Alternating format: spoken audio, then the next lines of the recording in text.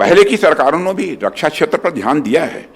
उन्होंने भी अपने ढंग से देश की रक्षा व्यवस्था को मजबूत करने का प्रयास किया है, पर हमारे और उनके बीच एक बहुत बड़ा अंतर है, और वो बहुत बड़ा अंतर है नजरिए का, दृष्टिकोण का।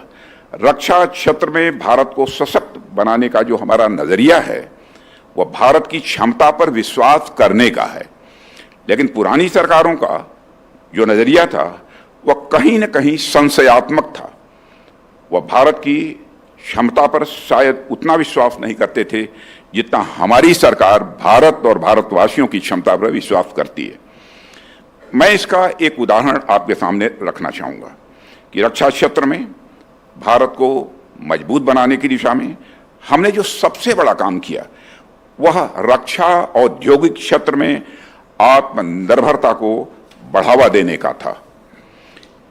देवी और सज्जनों, इसके कुछ प्रयासों पर मैं आप लोगों से चर्चा करूंगा। जैसा हमने देखा कि जो हमारी ऑर्डिनेंस फैक्ट्रीज हैं वो उस पुरानी व्यवस्था में भी अच्छा काम कर रही थी, लेकिन नए समय को देखते हुए, नई ज़रूरतों को देखते हुए हमने ऑर्डिनेंस फैक्ट्रीज का कॉर्पोरेटाइजेशन किया ताकि वह और ज़्यादा टेक्नोलॉजी फ्रेंडली बन सकें, वह और ज़्यादा आउटपुट दे सकें, उनकी अकाउंटेबिलिटी भी और अधिक बढ़ सके। और ऐसा नहीं है कि हमने बिना सोचे समझे उनका कॉर्पोरेटाइजेशन किया है।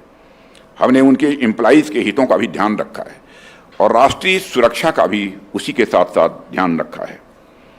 साथियों, इसके अतिरिक्त रक्षा औद्योगिक क्षेत्र में आत्मनिर्भरता को बढ़ावा देने के लिए हमारी आर्म्ड फोर्सेस ने 5 पॉजिटिव इंडिजिनाइजेशन लिस्ट भी जारी की, जिसके तहत 509 ऐसे सिस्टम्स और प्लेटफॉर्म हमने आइडेंटिफाई किए जिनका निर्माण अब भारत की धरती पर ही होगा और भारतवासियों के हाथों से ही होगा। साथ ही हमने डिफेंस पब्लिक सेक्टर अंडरटेकिंग्स के लिए भी 4 पॉजिटिव इंडिजिनाइजेशन लिस्ट जारी की है। इनमें 4666 ऐसे एलआरयूज, लोकल रिप्लेसमेंट यूनिट्स जिन्हें बोलते हैं, इसको भी आइडेंटिफाई किए जिनका निर्माण हमारे देश में ही और हमारे देशवासियों के हाथों से ही होगा। साथियों, जब हम इंडिजिनाइजेशन यानी स्वदेशीकरण की ओर बढ़ रहे थे तो उस समय हमने डोमेस्टिक कंपनीज के इंटरेस्ट को भी ध्यान में रखा। इसलिए सरकार ने डिफेंस कैपिटल प्रोक्योरमेंट करने के लिए जो हमारा डिफेंस बजट है उसका 75% डोमेस्टिक कंपनी से प्रोक्योरमेंट के लिए रिजर्व रखा कि हम डोमेस्टिक कंपनी से ही ये प्रोक्योरमेंट करेंगे। और यह डोमेस्टिक कंपनीज के प्रमोट करने की दिशा में मैं समझता हूं कि हमारा एक बहुत ही महत्वपूर्ण प्रयास है। देवी और सज्जनों, डोमेस्टिक कंपनीज को प्रमोट करने के जो हमारे प्रयास हैं उन प्रयासों का ही परिणाम है कि 2014 के आसपास जहां हमारा डोमेस्टिक डिफेंस प्रोडक्शन लगभग 40,000 करोड़ रुपए था, वहीं आज हमारा डोमेस्टिक प्रोडक्शन बढ़कर 1,10,000 करोड़ रुपए के आंकड़े को भी पार कर चुका है और यह लगातार आगे बढ़ रहा है। हमने डिफेंस टेक्नोलॉजी में भी सेल्फ रिलायंस को प्रमोट करने के लिए टेक्नोलॉजी डेवलपमेंट फंड यानी टीडीएफ की भी स्थापना की और टीडीएफ के माध्यम से यह प्रयास हो रहा है कि फ्यूचरिस्टिक एवं कटिंग एज टेक्नोलॉजी का डेवलपमेंट अब भारत में ही होना चाहिए। हमने मेक इन इंडिया और डिफेंस इंडस्ट्रियल कॉरिडोर जैसे इनिशिएटिव्स के माध्यम से यह इंश्योर किया कि हम अपनी सेनाओं की ज़रूरत के लिए अत्याधुनिक हथियार भारत में ही निर्मित करें और यदि संभव हो तो हम उसे एक्सपोर्ट भी करें। आज आप देख सकते हैं कि हम अपने इन प्रयासों में काफ़ी हद तक सफल भी हुए हैं। इसे इस आंकड़े से समझा जा सकता है, आज से 9-10 साल पहले डिफेंस इक्विपमेंट का एक्सपोर्ट जहां कुल जमा 1000 करोड़ रुपए सालाना भी नहीं हुआ करता था, वह आज लगभग 16,000 करोड़ रुपए सालाना हो गया है। वैसे मैं आपको बतलाना चाहूंगा कि लगभग 20,000 करोड़ के आसपास हम पहुंच चुके हैं। आगे का भी टारगेट हमारा बड़ा है। हम लोगों ने तय किया है कि 28-29 आते आते हमारा एक्सपोर्ट अप्रॉक्सीमेटली 50,000 करोड़ तक पहुंचना चाहिए, यह हमारा टारगेट है और उस टारगेट को हम अचीव करेंगे, मैं पूरी तरह से कॉन्फिडेंट हूं।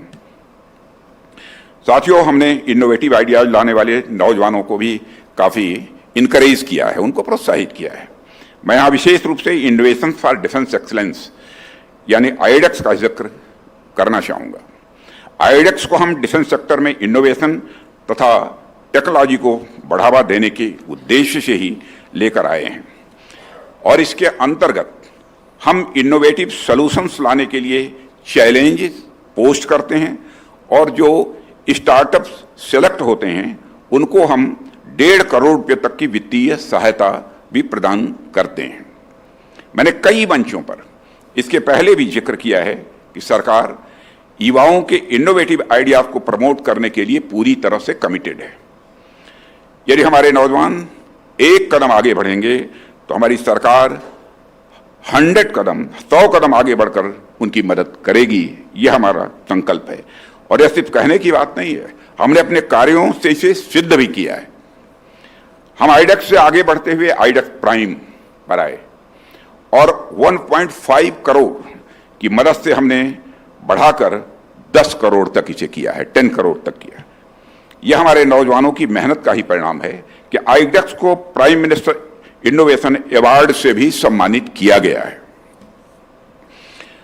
साथियों, हमारी डीपीएसयू और सर्विसेज ने जितने भी चैलेंजेस दिए, हमारे नौजवानों ने उसमें बढ़ चढ़कर हिस्सा लिया है और सफलतापूर्वक उन चैलेंजेस को स्वीकार करके उसे अंजाम भी दिया है। अब इस मुहिम को आगे बढ़ाते हुए हमने हाल ही में आईडेक्स प्राइम को भी अपग्रेड करके अदिति स्कीम को लॉन्च किया है अभी कुछ ही दिनों पहले, जहां हम अपने नौजवानों को तथा हम उनके स्टार्टअप्स को उनकी इनोवेशन की मदद के लिए पूरे 25 करोड़ तक की मदद प्रोवाइड करेंगे।